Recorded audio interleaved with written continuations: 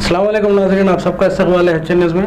मैं आपका होस्ट मोहम्मद अज़हरुद्दीन। आइए बढ़ते हैं तफसीलात की जानिब। आप तमाम नाजरीन का इस्तकबाल है HN न्यूज़ में। नाजरीन आइए देखते हैं आज के चंद अहम खबरें कुछ ही मिनटों में। मरकजी इलेक्शन कमीशन ने जुमेरात को तेलंगाना में 2 खाली MLA कोटा के MLC सीटों को ज़िमनी इंतखाबात के शेड्यूल का ऐलान किया। वाज़ेह है कि BRS MLCs कडियम श्रीहरि और P कौशिक रेड्डी ने असेंबली इंतखाबात में कामयाबी के बाद MLC के ओहदों से इस्तीफा दे दिया था, जिसकी वजह से ये 2 सीट खाली हो गई थी। इस सिलसिले में मरकजी इलेक्शन कमीशन ने ज़िमनी इंतखाबात के शेड्यूल का ऐलान किया है। इंतखाबात का नोटिफिकेशन रवा माह की 11 तारीख को जारी किया जाएगा। इसी दिन से पर्चा नामजदगी की वसूली शुरू हो जाएगी। पर्चा नामजदगी की आखिरी तारीख 18 जनवरी को होगी। 19 तारीख को नामजदगी की जांच पड़ताल और 22 तारीख तक नामजदगी वापस लेने की आखिरी तारीख होगी। इलेक्शन की पोलिंग 29 जनवरी को होगी। पोलिंग सुबह 9 बजे से शाम 4 बजे तक जारी रहेगी। इलेक्शन कमीशन ने ऐलान किया है कि नताइज का ऐलान 21 फरवरी को किया जाएगा। इलेक्शन कमीशन ने कहा है कि तेलंगाना में 2 और यूपी में 1 MLC सीट के लिए ज़िमनी इंतखाबात होंगे।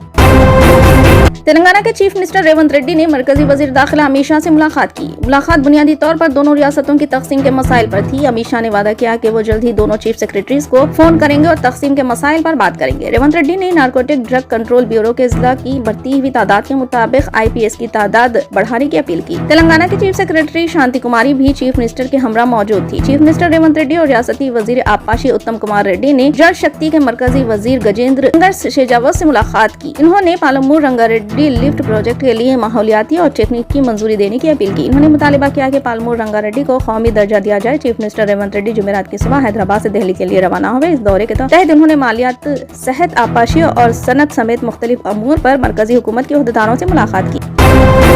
तेलंगाना हाई कोर्ट ने कांस्टेबल के तकर्रुरात में हायल रुकावटें दूर कर दी है। हाई कोर्ट की डिवीजन बेंच ने जुमेरात को सिंगल बेंच की तरफ से उम्मीदवारों को 4 निशानात शामिल करने के अहकामात को मुस्तरद कर दिया और डिवीजन बेंच ने हुक्म दिया कि तकर्रुरात का अमल 4 हफ्तों में मुकम्मल किया जाए, जिससे 15,640 कांस्टेबल की जायदादों को पुरकी हमवार होगी। पुलिस रिक्वायरमेंट बोर्ड ने तेलंगाना में कांस्टेबल्स के 16,604 जायदादों पर भर्ती के लिए नोटिफिकेशन जारी किया था, जिसमें सिविल AR वगैरह शामिल है और अहलियत के इम्तिहान का इनेकाद किया, जिसमें 15,640 उम्मीदवारों का इंतखाब किया गया। पुलिस रिक्वायरमेंट बोर्ड ने 30 अप्रैल 2023 को कांस्टेबल के फाइनल तहरीरी इम्तिहानात का इनेकाद किया और 4 अक्टूबर को नताइज जारी किए। ताहम कई उम्मीदवारों ने हाई कोर्ट से रुजू होते हुए कहा कि तहरीरी इम्तिहान में 4 सवालात गलत देने का इल्जाम आयद करते हुए 4 निशाना देने की दरख्वास्त की। इस पर समाअत करने वाले सिंगल जज ने तकर्रुरात पर रोक लगा दी। 4 नंबरों को शामिल करने का हुक्म दिया गया, जिसकी वजह से मुलाजिमतों के लिए मुंतखब उम्मीदवारों ने अपनी तशवीश का इजहार करते हुए इस मामले को डिवीजन बेंच से रुजू किया। डिवीजन बेंच अदालत ने तकर्रुरात की इजाजत दे दी।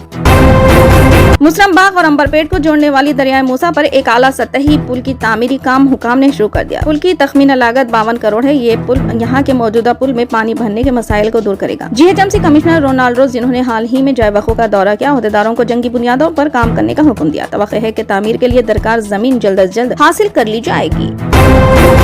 सदरनशीं बल्दिया आरमूर पंडित विनीता पवन के खिलाफ पेश करदा तहरीक एतमाद की करारदाद कामयाब हो गई है और मौजूदा सदरनशीं बल्दिया को कुर्सी से उतार दिया गया है। वो अपना ओहदा खो बैठी क्योंकि मौजूदा सदरनशीं बल्दिया एतमाद का वोट हासिल करने में नाकाम रही। तफसीलात के मुताबिक आरमूर बल्दिया कौंसिल हॉल में आज जुमेरात को 11 बजे RDO आरमूर और इस इजलास के प्रेजेंटिंग ऑफिसर विनोद कुमार की रास निगरानी में अदम एतमाद तहरीक इजलास का इनेकाद किया गया। इस इजलास में BRS के 9, मजलिस के 1 और BJP के 4 अराकीन के अलावा रुकन असेंबली आरमूर P राकेश रेड्डी ने एक्स ऑफिशियो के तौर पर इजलास में शिरकत की। मौजूदा सदरनशीं बल्दिया पंडित विनीता पवन और उनके खास हामी काउंसलर इजलास से गैर हाजिर रहे। तहरीक अदम एतमाद के लिए दरकार काफी कोरम होने के बायस अहदेदारों ने ऐलान किया कि अदम एतमाद का इम्तिहान कामयाब हो गया है। इसके साथ ही मौजूदा चेयरपर्सन पंडित विनीता पवन अपना ओहदा खो बैठी। RDO विनोद कुमार ने सहाफियों को बताया कि BRS के 19 काउंसलर, 1 MIM का काउंसलर, 4 BJP के काउंसलर और 1 MLA ने बतौर ऑफिशियल वोट दिया, जबकि कुल 25 लोगों ने तहरीक अदम एतमाद की मुकम्मल हिमायत का ऐलान किया और अदम एतमाद की तहरीक कामयाब हो गई।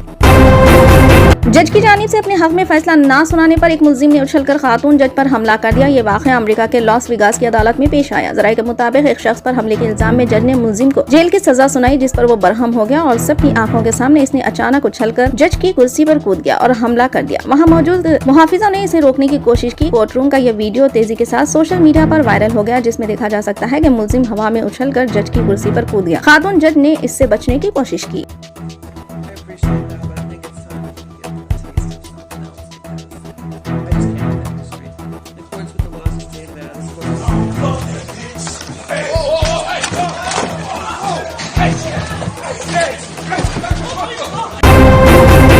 حال کے لیے اس خبر نامے میں بس اتنا ہی. دیکھنے کے لیے آپ کا بہت بہت شکریہ. اگر آپ نئے ہیں اس چینل پر تو سبسکرائب ضرور کر لیں اور بیل آئیکن کو بھی دبا لیں تاکہ ہماری مزید اور بھی اپڈیٹس آپ تک پہلے ملیں.